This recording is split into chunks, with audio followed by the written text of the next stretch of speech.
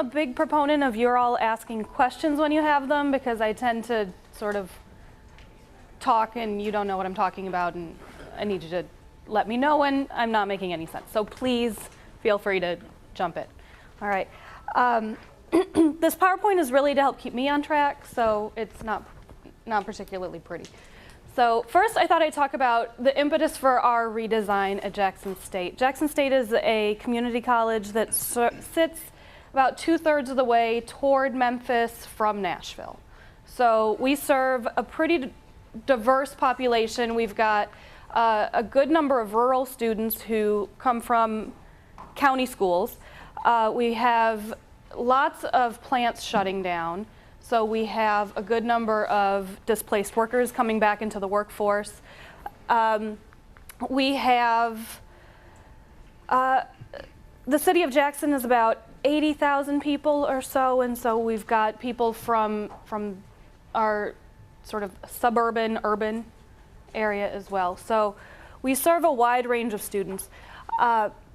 The Tennessee Board of Regents mandated last year a redesign of developmental studies, and one of the changes was that we didn't call it developmental studies anymore, we call it learning support now. And so sometimes I'm going to say developmental writing, then I mean learning support for writing, so please bear with me.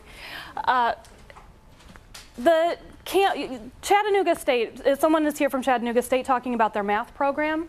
Jackson State, at the same time, got an NCAT grant to redesign our math program. And we modularized in a slightly different way than Chattanooga State did, but we're all part of the same system. So if you're interested in math modularization, Chattanooga's is, I guess I'm selling the competition's presentation. But we had great success in our modularization of math. And one of the things we heard constantly at our institution was, yeah, it works for math, but that's never going to work for writing. You can't modularize writing, right? And we said, well, let's give it a whirl. As Ginny explained, I was hired at Jackson State as the director of the Writing Center. And as such, I come from a very cross-disciplinary writing perspective. I saw students coming to the Writing Center who had gone through the developmental writing program, who were not prepared for writing outside Comp 1.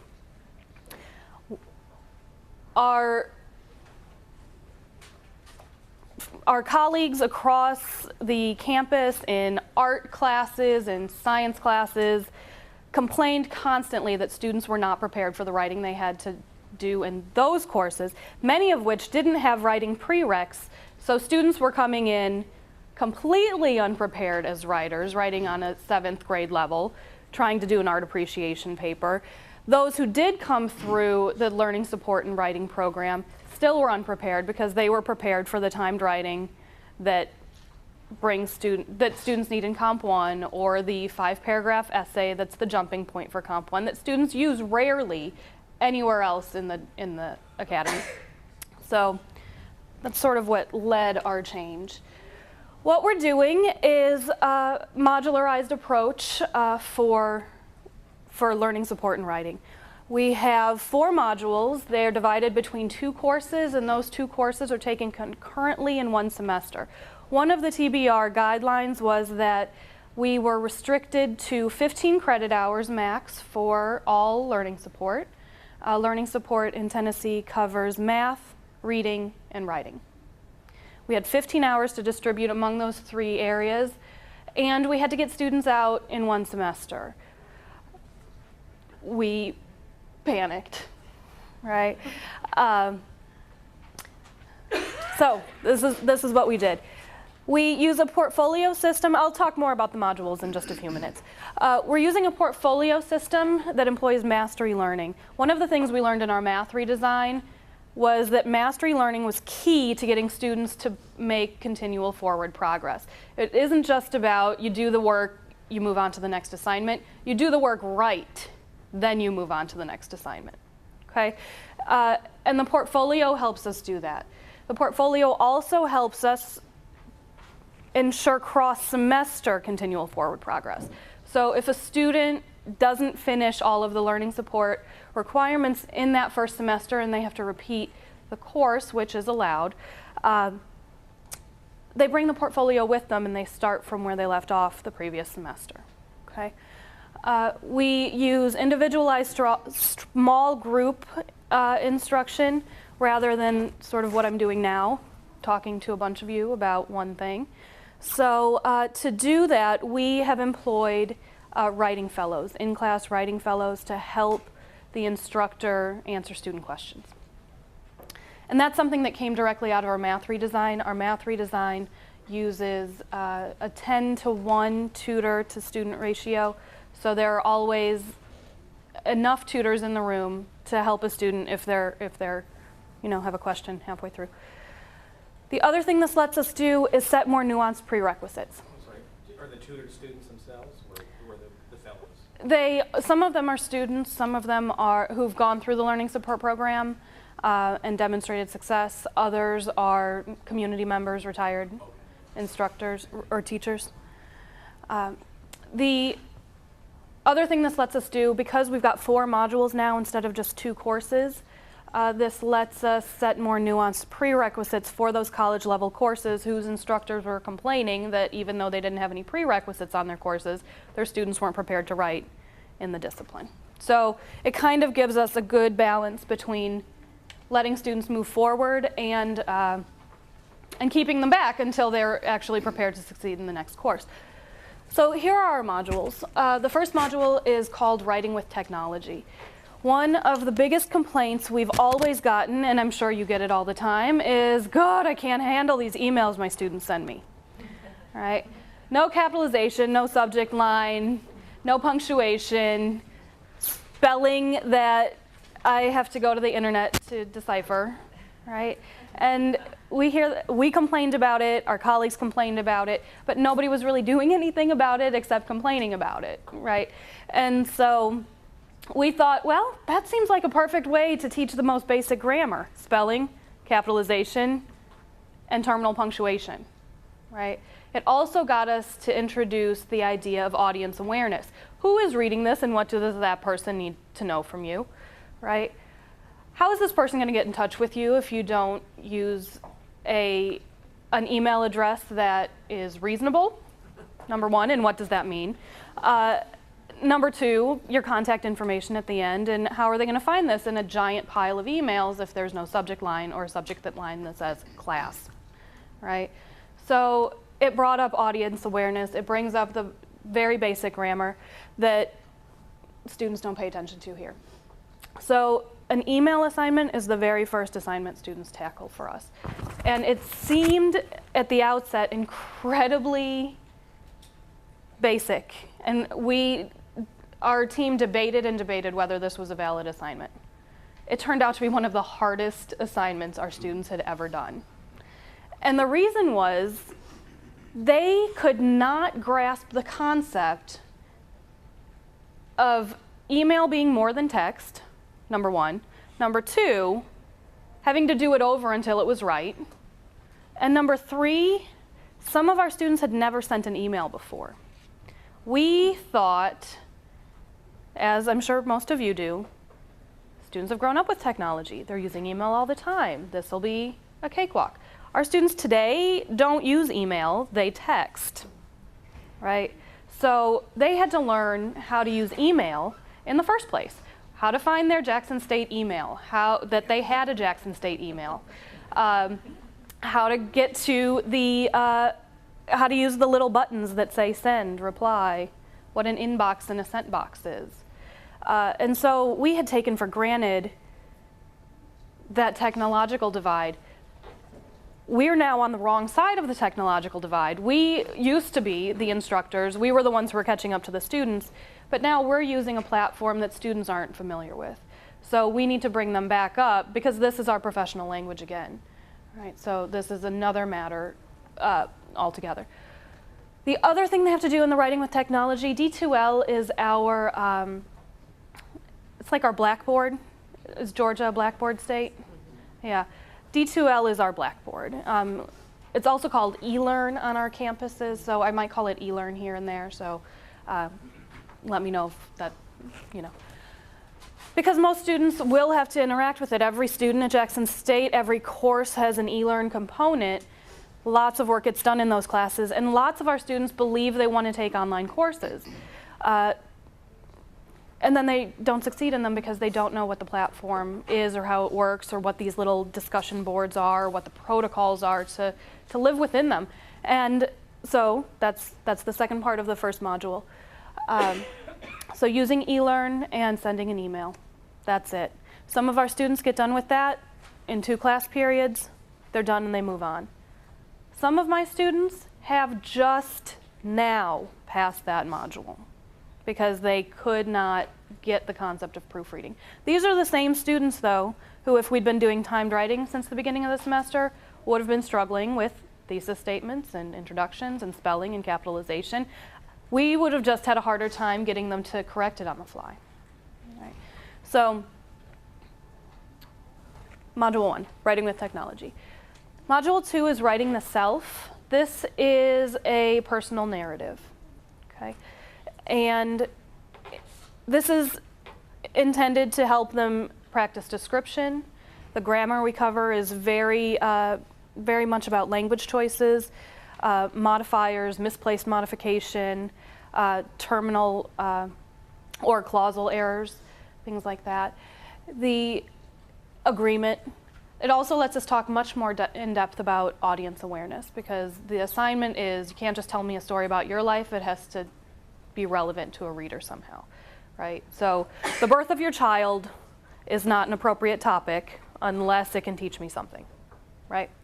So writing the self. The other thing they have to do is my writing lab. I noticed that my foundations lab is going to be demoed here. My writing lab is one of the Pearson products to cover for developmental writing. And we've been using it for years to great success. Our students make, on average, 20-point gains from a pre-test to a post-test, and we spend very little time on grammar in class at this point. One of the changes we made from last semester to this semester, we had previously given students all semester to do my writing lab. This semester, we set the deadline before midterm so that they would front-end their grammar instruction, and that's made a huge difference in how well they incorporate the grammar lessons, obviously, into their writing. They have to finish my writing lab as part of Module 2. Module 3 is Writing in a Community. In this, they start their academic writing. They write a compare and contrast essay that employs at least one source, and they have to do newspaper article responses. One of the skills that we found our students were seriously lacking, that many of us had assumed that they had, was the concept of summary, right? Because we'd been thinking, well, it's all they've been doing in high school is finding stuff and summarizing it, and no, they don't. They don't summarize. They pick out highlight reel sentences from an original source and drop it verbatim into their essays. This is why they can't incorporate sources effectively. So the newspaper article responses, newspapers, number one, give them a manageable chunk to read. They're up to date. So one of the requirements is the newspaper article that they turn in for that week has to be from the week. So we set pretty strict criteria on what constitutes an acceptable newspaper article so that they practice the skill of being selective with their sources, evaluating sources. We have a class theme that the instructors pick, and the newspaper articles have to be about the class theme in some way. And so again, it reinforces this idea of don't just click on the first source you find and use that as your article. So some of the requirements we have, it has to have a named author. It has to come from a source that is somewhere on the planet in print. What else? It has to be at least 450 words long. Little things like that. The newspaper article response, the first paragraph is summary, the second paragraph is response, personal response. That's it. It's a one-page document, 2 paragraphs, right? The reason we do that is to help get them away from this concept of the 5-paragraph essay that they're very, very familiar with, right? One of the things that we found was that students, and they go to it like something that's not offensive. They want that 5-paragraph structure. But when we give them explicit instructions, they have to follow the explicit instructions, okay? Again, to reinforce this idea that when an instructor tells you to do something, you ought to do that thing, regardless of what your teacher in high school told you or what your teacher in high school told you 25 years ago, right? So it's a wonky format, and it's that way on purpose, okay? The response portion they have a lot of trouble with because they've never been asked to think about what it is they think about what they've just read. They've been asked to tell us what it said. Usually they do that ineffectively with, that sort of highlight reel approach. But, oh, God, they struggle with that second paragraph for weeks. And that's where when I just mentioned the individualized approach, where the instructor really takes the time to have a one-on-one conversation with the student, that's where we finally get to the idea of what response means. Because we just chat about what they thought about the article, right? And when they tell me that, then I say, well, you just wrote that paragraph, so write that down. Good job, right? And then somehow a light bulb clicks. Yeah? 2 questions. When you were talking about the 15 credit hour limit way back, you guys on a quarter system? Nope. Semester. So how's yours divide up then? Math gets 6, reading and writing each get 4, so we've got 1 left over. Okay. We don't know what we're doing with it yet. So you got 1 spare right now? We've got 1 spare, exactly. And how many days a week do your classes meet? I'll get to that in a minute, yeah. But 2 is the answer. Okay, so writing with community. This is intended to get them prepared for the type of writing they're going to do in other courses. We surveyed, before we popped up with this thing, we surveyed other disciplines to find out what kind of assignments they were doing in their courses. Compare and contrast came up the most. They, in their history courses, are asked to compare one time period to another, to compare one text to something else. In art appreciation and art history, take this painting and compare it to another one that's similar. Music appreciation. Essentially, every humanities class they find, they are going to do a compare and contrast essay, even if the instructor doesn't tell them that's what it is, right? Okay, the last module we've got is writing with research. This is a basic expository essay. It is not even a persuasive essay, just exposition. We made that choice deliberately when we talked to other disciplines on campus, right? In Comp 1, they're expected to write a persuasive essay. Nowhere else we found were they expected to write a persuasive essay. They're always expected to read something and prove that they learned about it. That's it. So we had been preparing them to write persuasively when that countered everything that they were expected to do in every class but the one other class in which they were explicitly going to be taught writing. So, we weren't preparing them for the classes that they didn't have support in. We were preparing them for the one class in which the teacher was trained to teach them how to do that thing that we had just taught them, right? So we decided to prepare them for the other courses. So we've got an expository research paper. They have to use, depending on the instructor, between 3 and 6 sources. They have to, it has to be something like 4 to 6 pages, which they fall down and cry about. But by the end of it, and they've done it, they're flabbergasted that they were able to write that much in the first place. And so, research paper. Next is the cover letter to the portfolio. By the end of Module 4, they should have a complete portfolio. And so they have to write a cover letter for it. That cover letter we ask to be in business memo format so that they have at least seen it and heard of it. Then they have to do a timed piece, which is usually the final exam. They are practicing timed writing throughout the semester. They do a timed diagnostic, they do a timed midterm, they do a timed final. And those are incorporated into their final grade, but they're not part of the portfolio. The timed piece that goes into the portfolio is the one they think represents them best. So they're making a decision about which one they want in the portfolio. When you say time piece, how much time are you talking It's traditionally been 50 minutes, but this semester the length of our courses is changing for the fall, so we're very likely going to expand that to closer to 75 minutes. So, and they have 2 hours for the final, and many of them use that piece for their timepiece. Okay. Any questions about the modules? Okay. We had several administrative concerns that we had to deal with. First of all, in our traditional format, we had, like most institutions, 2 courses, developmental writing 0700 and 0800. Okay? 0700 was for those students whose ACT scores were below high school level or comparable COMPASS scores, and 0800 was for those students whose ACTs were high school level, right? It is nothing revolutionary. They had 2 semesters to do it if they started at the 700 level. They did 700. Next semester they did 800. Then they went to Comp 1, right? And it was sort of a 3-course series for those very low prepared students.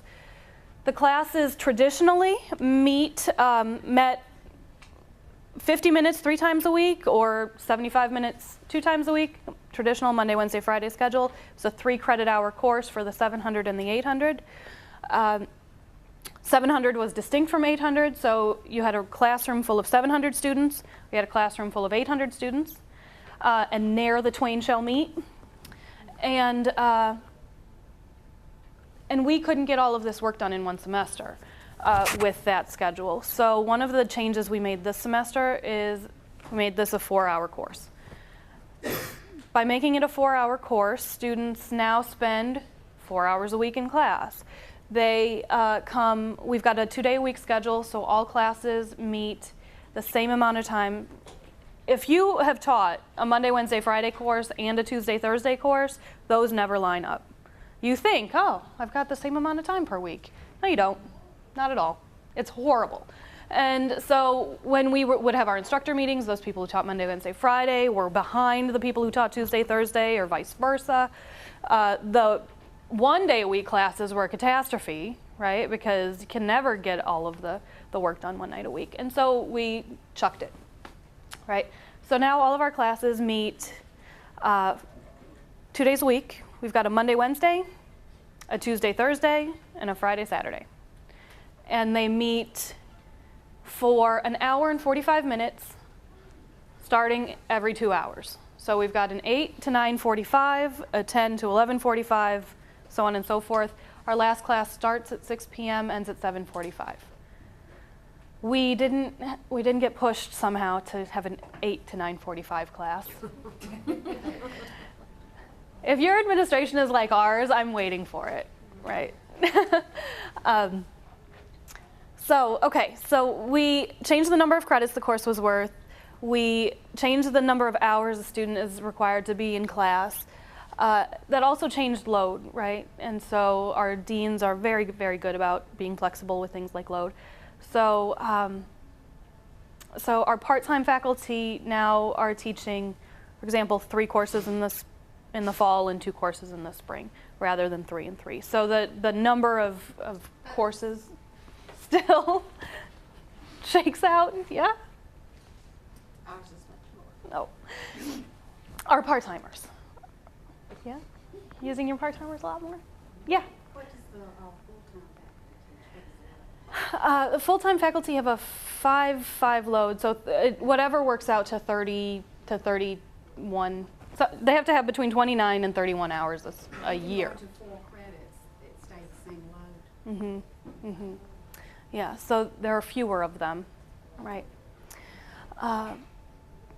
So I think I covered all that. Credits, courses, scheduling, and load. Oh, courses, I didn't talk about that.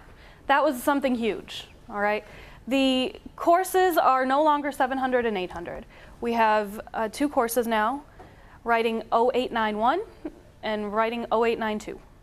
Okay? And 0891 is a 3-credit course, 0892 is a 1-credit course. They're taken concurrently for those 4 hours. The reason we broke it up that way is so that students could earn a success point after the first level of work, right? So if they get done with modules 1 through 3 in that first semester, they get credit for 0891. Next semester, they'll register just for that 1 credit. They'll come to class for the 4 hours a week, but they'll pay for 1 credit, finish it, and get on out of there. One more time. Yeah. No problem. Paying for that. I'm sorry? They're taking 4 hours and they're paying for 1? Yes. I'll tell you how in just a minute. The courses, 0891 is 3 credits. 0892 is 1 credit, taken concurrently for a total of 4 credits. Almost all of our students finish all 4 modules in the 1 semester. So we have very few students who need just the 1. So it's a cost that we just absorb.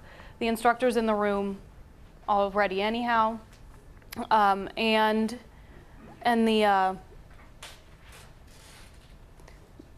because students are making progress continually, we don't have a problem with adding a student to a seat later in the semester. So if a student comes in and needs to add late, we can absorb them now in these courses in a way we couldn't before. So a student can start class at midterm if they need to.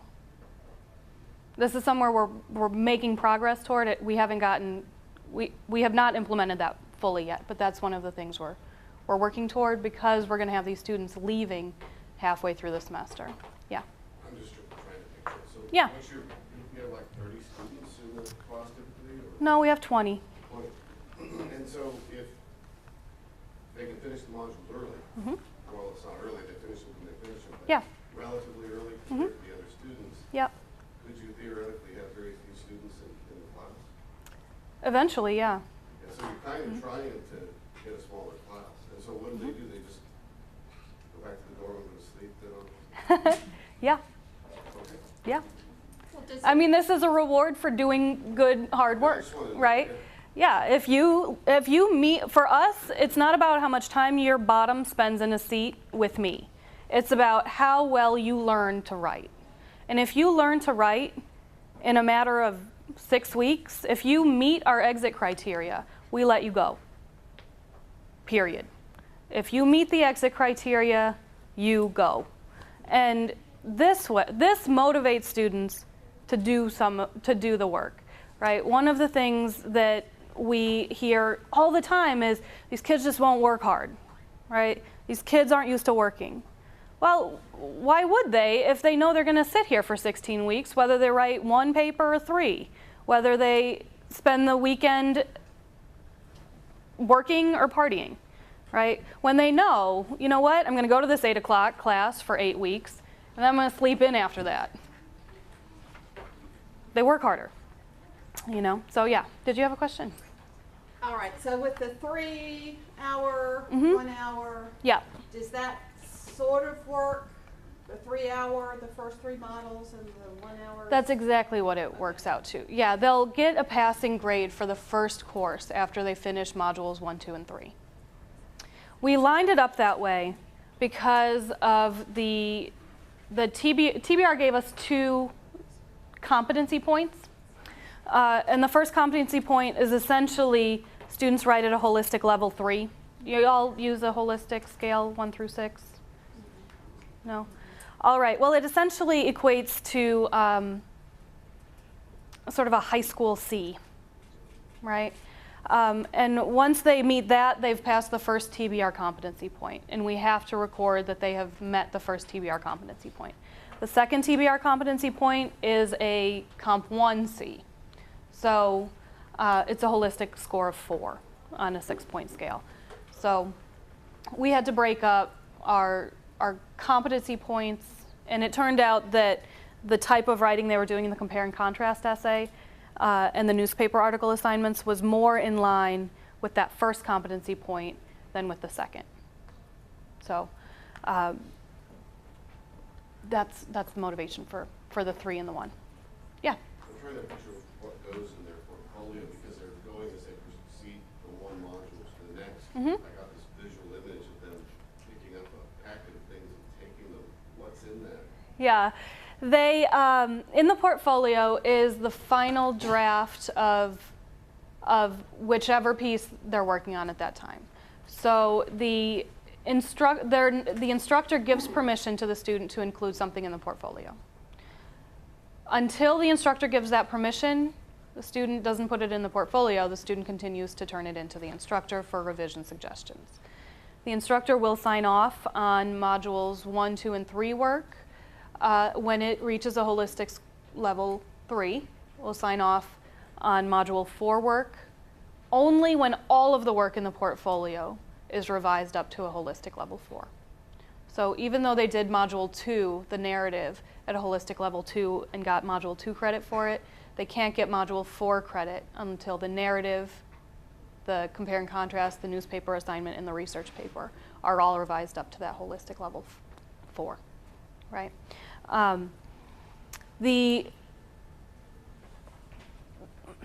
The portfolio's job is to collect student work in exactly this kind of way, so that students do have something that the instructor has told them, this, I believe, is good enough for credit, right?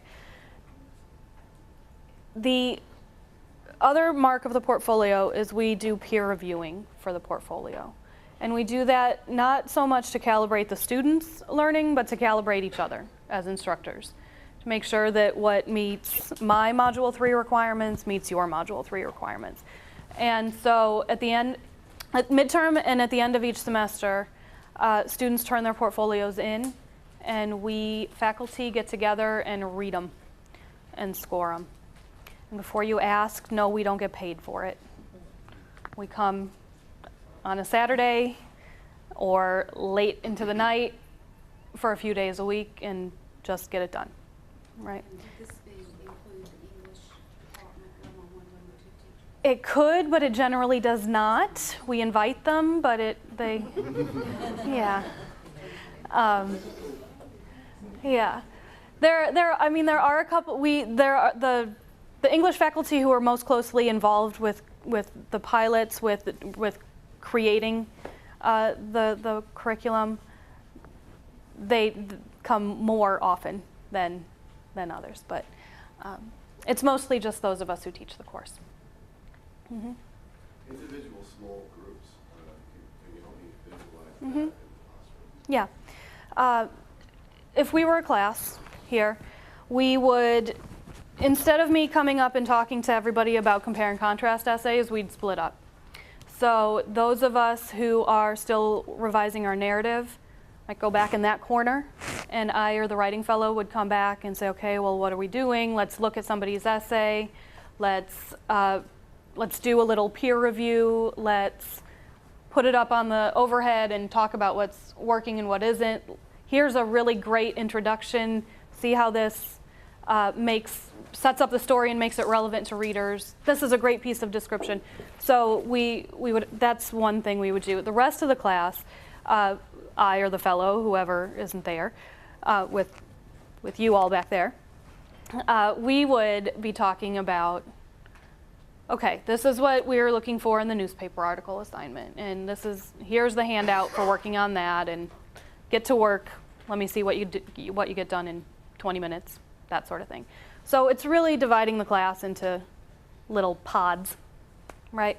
Some instructors do that within the same room. Some instructors pick their kids up and go to find an empty classroom, depending on what time of day it is, and do it that way. Mm-hmm. So you have 2 people in the room? We do. We have the writing fellow in the room. Mm-hmm. Currently, we have the writing fellow only in 1 day a week of our 2 days because it's all we got funding for. It's worked well enough that we have pretty good assurances that they'll fund the writing fellow for full time, for every class period for the fall. As I said earlier, the writing fellow is a student or a community member, maybe a retired teacher, who can help lead the class discussion. Very important that they can answer technology questions. So one of the things they do is sort of mingle around the room when we are working on something and help with things like spacing, MLA format, how to save your document, right? And so the fellow answers questions as best he or she can, and just generally gives a second pair of eyes or a response to the draft a student's working on. You're on the right track. You know, the fellow does not grade any work. The fellow doesn't sign off on any essays. The fellow might suggest, hey, I think you're about ready. Go turn that puppy in, right? But the fellow is really there as a guide. The fellow is not a teacher's aide. So the fellow does not substitute when the instructor can't be there. The fellow doesn't, as I said, grade papers, keep records, type my tests, that sort of thing. The fellow is there in the classroom to help the students. That's it. But y'all pay 'em. Poorly. I think for the students, for the undergrads, it's $7.50 and an hour. Mm-hmm. I have a question about placement and exit. These students are placed according to ACT, SAT scores. Yes, one of the changes that the Tennessee Board of Regents made in the redesign was that students would no longer be placed into lower level and higher level learning support en masse. So they either place into learning support or not. So there is no longer a 700 level and an 800 level. You get into learning support or you get into college level writing.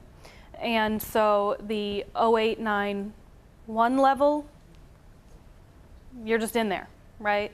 And so every student starts with the same work. No entrance compass test, and therefore no parallel exit test to measure. They do take the compass test to get in. What we've done instead of entrance and exit tests, which we're still talking about. This is by no means a settled conversation on our campus. What we're doing, the state mandated that we had to have an initial placement test, which put them into learning support or into college level. And then we had to have a diagnostic, a secondary diagnostic.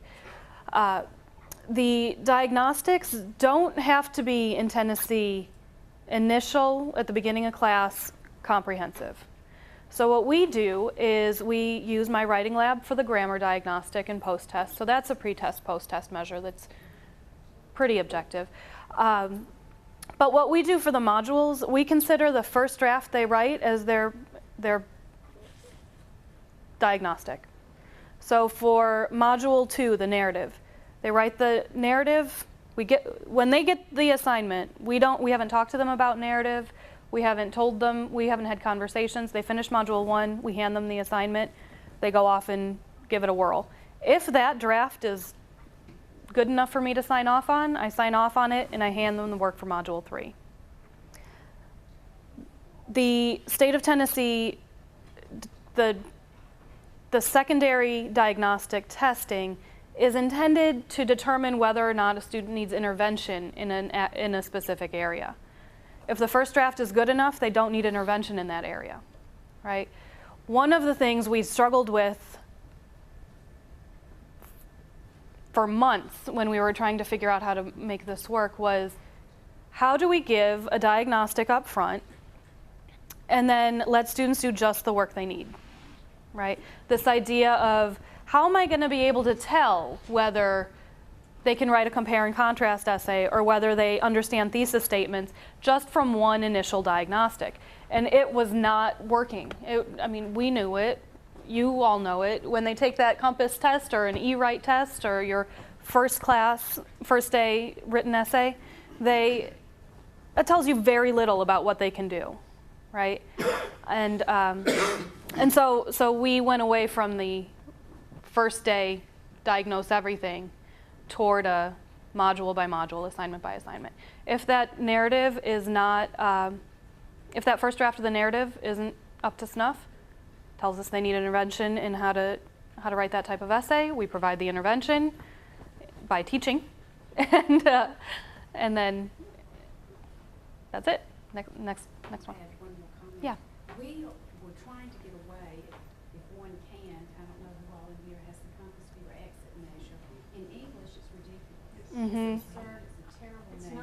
not an exit test. It's Compass not. is not an exit test. We- Yeah. Placement test.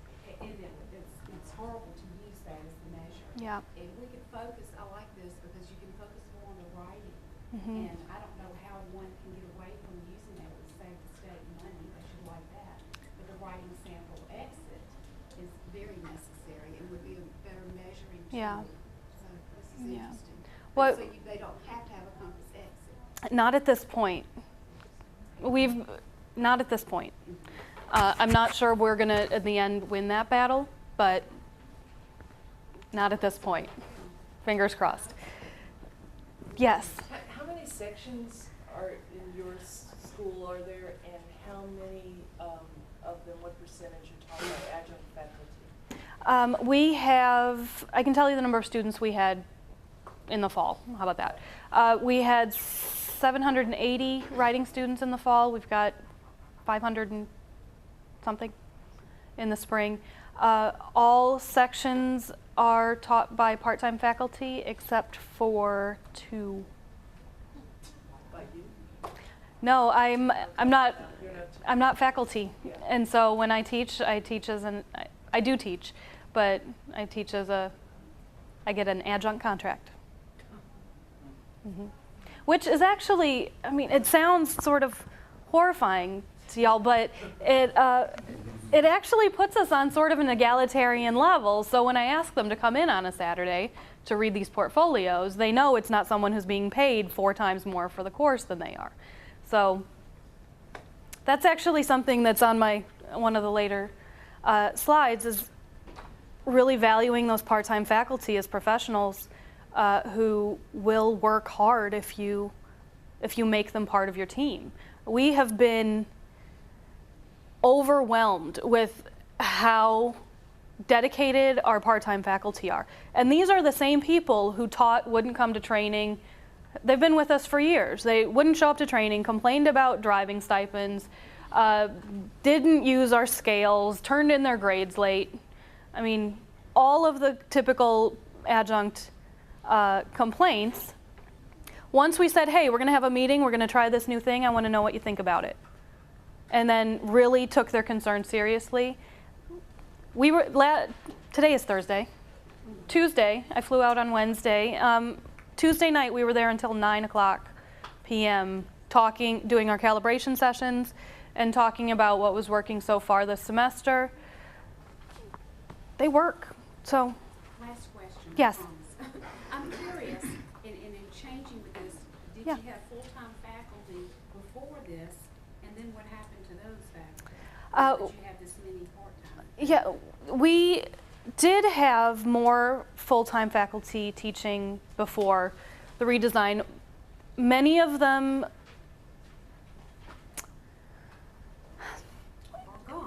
yes.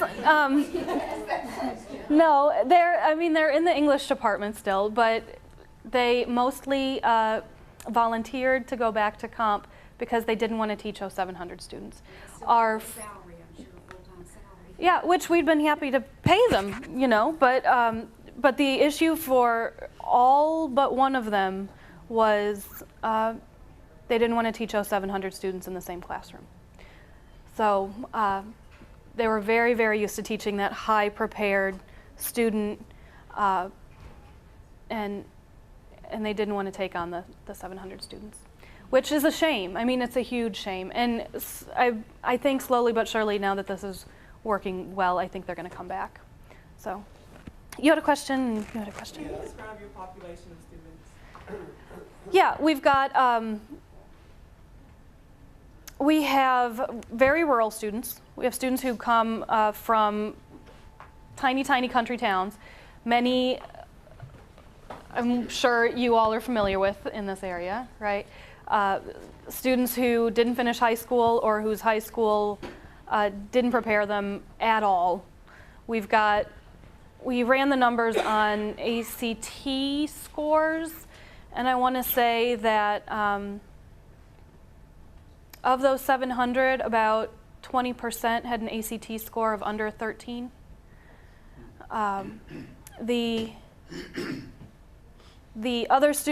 So we've got lots of non-traditional students who are displaced workers or people coming back, coming in through like workforce initiative funding.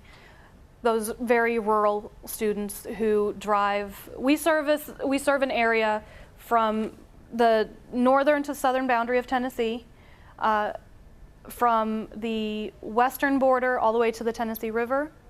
So we have a 14-county service area. It's essentially a quarter of the state of Tennessee is our service area, except for right at the border and Memphis. So, Students or I'm sorry? commuters? Absolutely commuter students. Yeah. Many of our students come, we've got 3 centers, one in Savannah, Tennessee, which is about an hour and 25-minute drive from our main campus, one in Lexington, Tennessee, which is about 40 minutes away. So we've got students who drive an hour and a half easy to campus. So does that help? Yeah, you had a question. Yeah, like I was going to jump off of that. She was talking about the compass not being a good test, or especially an exit test for writing. And I agree wholeheartedly. In Middle Georgia, we still use it, but in between the compass and the class, we have the writing exit test. And that's what really shows. The kids who get to the compass almost all pass it because the compass is so simple. Right. And that's their biggest worry when they get there is that when you get to the compass in English, your biggest worry will be, this is too easy, what am I doing wrong? Right. Because it was that's so ignorant you were. Yeah. So that makes a big difference. But that seems a waste of money, and it Yeah. seems like this saves money too, using part-timers. Yeah. Which scares all of us with a full-time job in here. But the compass exit is an unnecessary tool, not an adequate one Right. at all, not a measurable. So the writing, I'll go with this, but the part-timers, no. The thing is, with moving from 6 credits to 4 credits for the series, and moving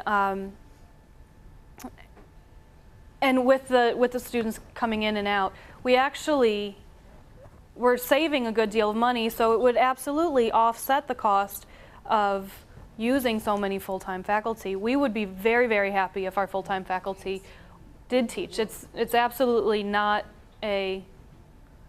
it wasn't sort of a purposeful push by the administration to get rid of our full-time staffing. We lost a couple of English faculty members in the last fall, and so it happened to be that some of them were needed to be pulled back to teach Comp 1 because they're prepared, academically.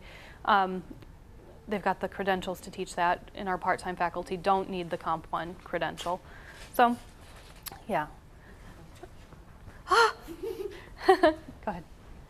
Logistics question, back to the module. Yes. And the 3 in the warrant. Yes. So, say a student by the end of a semester has successfully completed modules 1 and 2. Mm-hmm. Next semester, what would they sign up for? All 4 credits. Okay. Mm-hmm.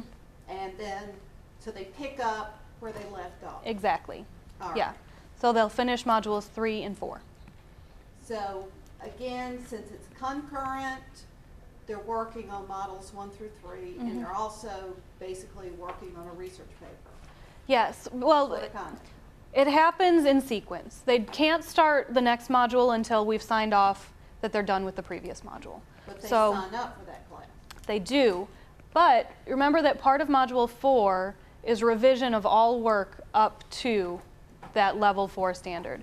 So because module 4 contains all 3 modules' work, they're effectively working on module 4 the whole semester.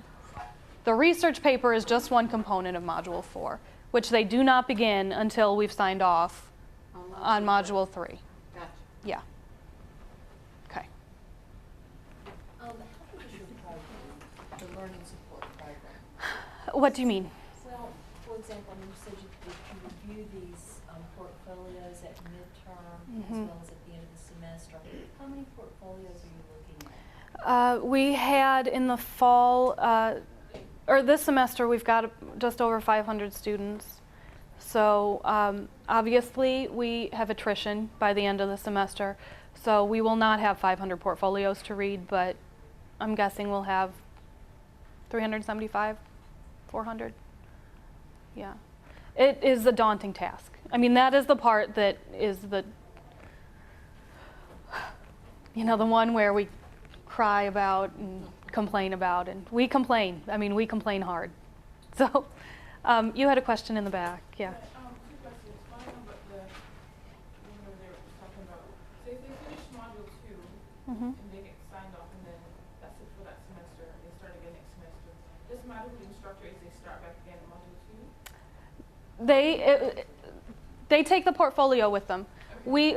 One of the benefits of their turning the portfolio in at the end of the semester, one of the things we're looking for is a good electronic portfolio so that they can take it semester to semester.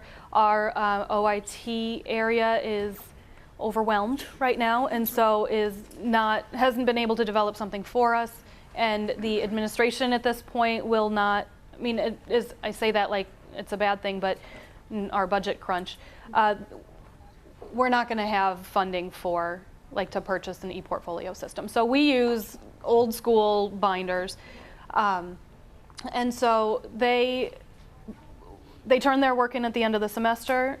The next semester, before the semester begins, we run a report that tells me which students are in which class this semester. We put them in boxes, give them to the instructor. So the new instructor has their portfolio when the semester starts. And you grade these holistically? We do. You grade each? We grade each piece, but we grade each piece holistically. So So you don't mark the grammar on the no, the mm-mm, essay? no. To tell them, do you make notes on a tally sheet as to what is wrong? Not particularly, because by the time it's in there, the instructor's looked at it enough times, because we don't look at it until the instructor tells us this is ready for you to look at. So this is actually, this is a big tip. If you try something like this, one of the things we found last semester during our half-term pilot was that by putting work into portfolios and telling students that they were going to be assessed by a panel of readers rather than just their instructor, we thought what it would do was turn the instructor into sort of a, mentor role. It turned the instructor into a thing to skip, right? Because they knew when the portfolios were due, and very often they wrote something quickly, turned it in, the instructor had never seen it, right?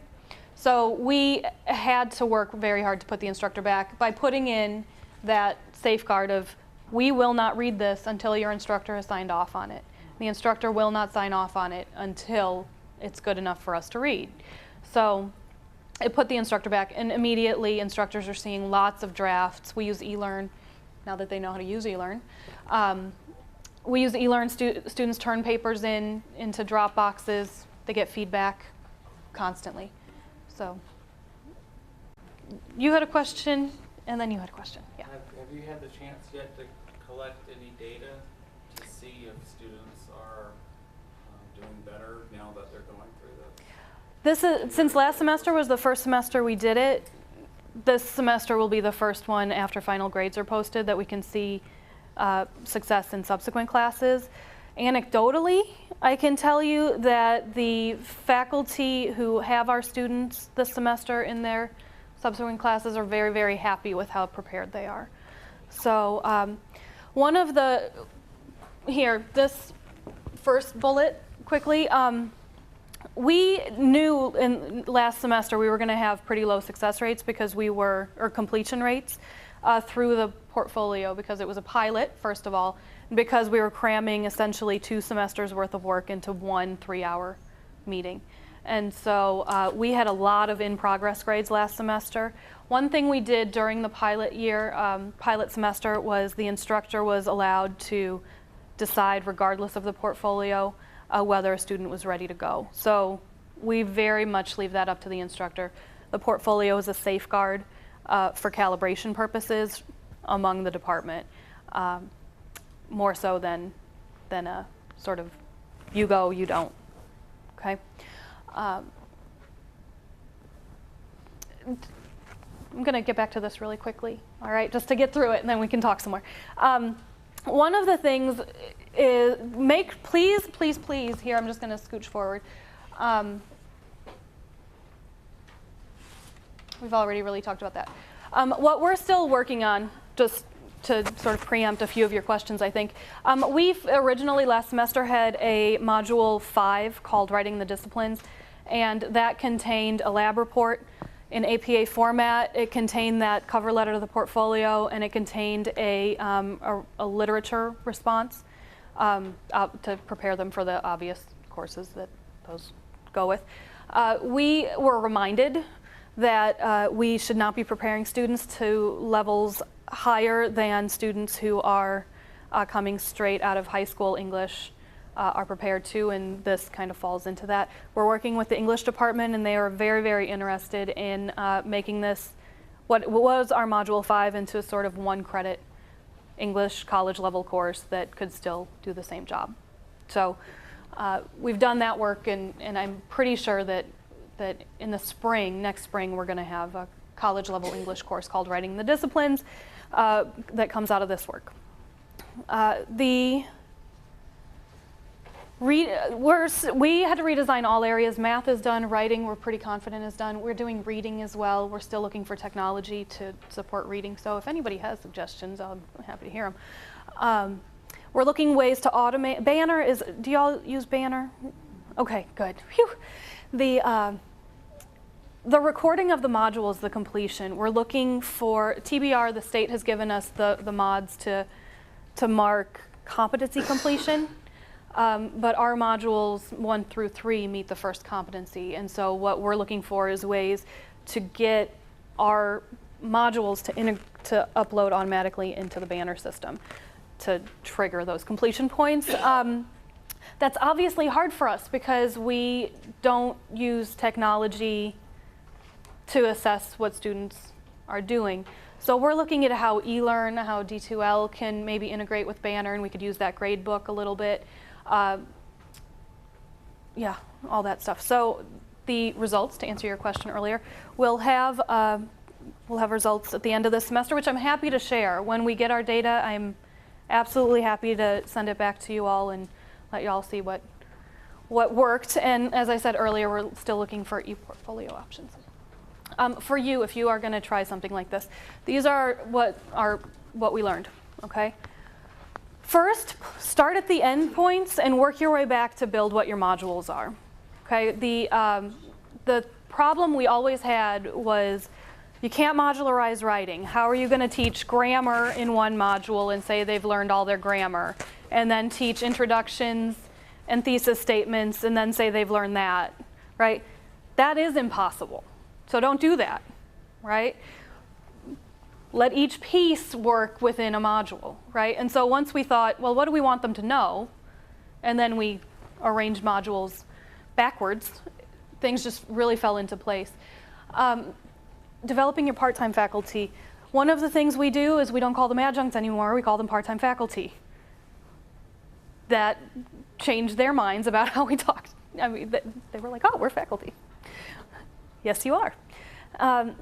And we really do make them a part of the redesign. That personal narrative wasn't in our pilot last semester. One of the part-time faculty members suggested that the students needed an intermediary assignment between the Module 1 and the newspaper articles, and developed the narrative assignment, and that's what we roll with. They know, they're the program, they know it, and we don't invite them to different meetings. You know, it's not like the part-time meeting and then the full-time meeting. We all come together, we all talk on an equal plane. Being flexible, like dropping that Module 5. Module 5 was a part of our program at the start of this semester. We got feedback and we looked at our schedules, and it got cut a week ago. The in-class writing fellows are critical. You yourself cannot do small group instruction by yourself. Students get on Facebook instead of doing their work the minute your back is turned, right? And at the end of the day, that's their decision. They're allowed to make that choice for themselves. But it kind of, undermines your instruction. So having the in-class fellow is huge. It's working all right this semester with only 1 day a week. It gives the instructor a chance one day to give sort of big lessons or do timed writing or something like that. They've worked it out. It'll be better next semester if we get the funding for for both days. So the instructors are allowed to do whole class lessons once in a while? Oh, absolutely. Yeah, yeah. The like when we start the narrative, we read several examples of narrative and we just chat about them. When we do, we get a library orientation. Everybody comes to library orientation. But yeah, something we learned last semester in the pilot, you have to set deadlines for each module completion. If you say you give them the packet and you say this is what has to be done by the end of the semester, you're going to be real bored for about 3/4 of the semester because they're not doing anything, okay? And so setting the deadlines and sticking to them and counting a completion grade for whether or not they turned it in on time helps, okay? The other thing we did was we started tweaking the deadlines based on the student. So if you got done with Module 2 and I hand you the Module 3 work, you don't turn it in whenever you feel like. You turn it in on a date that I gave you, okay? And I hold you accountable to that date. It required our instructors to start keeping much more copious records. And their grade books suddenly got fuller and fuller and fuller, okay? But it helps immensely. And storage, those portfolios take a lot of space. So if you can get your hands on make friends with somebody who's got an empty room somewhere. A secretary who knows the key to the cupboard. Yeah, because they're taking over. Okay, I think that's kind of it. This is my contact information. You are welcome to be in touch all you like. Yes? I have a question. I know you said you revamped your math and your writing. What Yeah. about reading? Reading is currently has been taught for about 10 years in a computer lab. So it's in all of our classes, all of our developmental classes, learning support classes are in a computer lab. So that's in our benefit. The reading class is modularized, but it's not yet, we don't have the results we want yet. You know, so we've got lots of little work in the reading program that isn't quite gelling yet. So they're working really hard to pilot something next semester. Yeah. How long, we have a semester count. I'm sure not everyone gets into this program. Are they ever suspended? How many semesters are they allowed? 2. 2, and then they are suspended? They get placed, this is something new for the state, this idea of learning support alert. They get 2 attempts, and if they aren't successful in 2 attempts, they get placed on a learning support alert. Because this is new, we don't know what that is yet.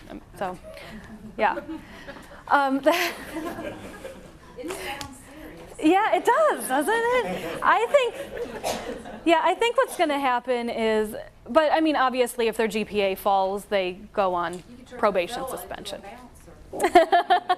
Exactly. How long do you keep Hit the the road. portfolios? You mean after the semester's over? When they have completed it? When they've completed, we keep it for half a semester. They can pick it up after grade appeals are over. And if they don't pick it up, you can purge. After, yeah, we'll keep it for, we've right now still got the ones from last semester. We'll probably keep them for a week or so into next semester. Sometimes they come back and challenge the writing sample. So we have Yeah, we keep those. Yeah. I can't remember if you said this before or not, but why not do electronic portfolios? Because we haven't found one we like yet that is not too expensive for our institution to help us with, that is still transferable from semester to semester. So cost, usability, and our OIT it just hasn't been up to it yet. But we're looking into it. I think I can help you with that, actually. Let me talk I would love, after the that would be fantastic. Yes. Yes. I'm trying to visualize, how do you move from, say, module to module in terms of, say, lecturing, giving them instructions about, so you're starting the narrative, the personal narrative, and then someone else is somewhere else. How do you do that? How do you go from, you know what I'm saying? Mhm. So that everything's Yeah. sort of, because you have to sort of give an overview first and the parameters and then Well, we don't. I mean, that's something that this is actually something that's really hard for us to get our heads around. And this came up at the Tuesday meeting that we just had, was reinforcing how hard it is not to stand at the front of the room and talk to students about their writing so much. We feel like we're not teaching if we're not talking to them, but the work of sitting down with someone and having a conversation for 5-10 minutes about what is expected of them is just as valuable, and I would say more valuable, than standing at the front of the room talking about thesis statements. And so what we do is, if you're in my class and you've finished the Module 1 requirements, all I do is give you the assignment for Module 2, the narrative. We have a detailed assignment, but you give it a whirl. And we don't talk about it until after you've given it a whirl, or you come and talk to me about it. When we, again, and then if, you know, and same with the compare and contrast. I give you the assignment, and then we talk about it after that. So we've really moved away from this sort of, I'm going to tell you about compare and contrast and then ask you to do it. I'm going to ask you to do compare and contrast, see how you do at it, and then talk to you about what needs to change, what you're doing well and what needs to change. So, yeah. So all of these 500 people are all doing the same exact thing. I mean, I know they're doing different topics, but as an instructor, you mentioned one place where the instructor picks a theme for the class instructor, so that would be different. But otherwise, we're all using the same thing. Yes, we're all writing a narrative, a compare and contrast, a newspaper article. These modules and instructions, I mean, it's my class, all the 20 sections, Yep. or how many there are. Yeah. And that's actually a really great reason to bring everybody together for to help build the assignments, because they don't feel so much like they're being dictated to which assignment to give. We also give pretty flexible parameters about, it has to be compare and contrast and it has to meet these requirements, but how you get there is your business. But right? in 2 years, I mean, you're going to have all these things and you might not be building as much. That's right? true. Yeah, but they are flexible enough. Like the narrative we've dictated the length, that it has to incorporate dialogue, and that it has to meet this general sort of narrative area. But you're getting stories all over the place. So, yeah. Some are sort of fiction.